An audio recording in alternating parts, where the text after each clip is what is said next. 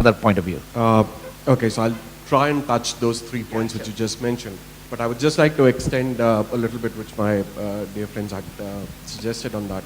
I think so the key thing which we need to focus and think about today is why still in India PC penetration is in a single digit. Why in a population when we are teaching technology to the world going out, why still our children don't have the access to IT? Why is our Prime Minister still proud in saying that yes, now IT penetration is 9% and 35% of that penetration has an access to internet? We are talking about Facebooks and these things. India is the third largest subscriber on subscription basis on Facebook. But still, why 65% of the access of Facebook is done by a mobile device from India? Why still people look at before buying a PC that which UPS they should buy? Why is that infrastructure still missing?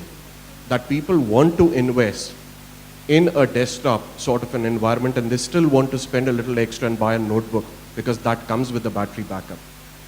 Why is that infrastructure still not there? We are talking about Aadhaars, thousands and thousands of crores of investments from an IT perspective going into the system just to prove the identity of an individual Indian. But what are we giving back to that individual in terms of IT? Today for them IT means Facebook. Why is that? Why is IT not a part of our day-to-day life where people are getting educated, they're having a better communication because of IT, people are getting bounded together, we are building a nation on IT. Why is it that it's only about chats and Facebooks and spending times on that? I'm not saying Facebook is something wrong, but where is the creativity and the creation which we are doing? It's a very constrained industry. It's right now very constrained and very it has been made constrained. It was never constrained. If we go out of the borders of India, it's a very open industry where system integrators are not talking about financial limitations on that. They're talking about what extra can they bring to their customers, where distributors are not worried whether they're going to be paid for the offerings or not.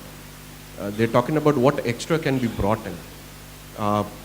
Again, from an industry perspective, from an environmental perspective, I think so from the IT industry, hardly any vendor looks at the environment, whether we have a direct impact on environment or not, but in India that's largely missing.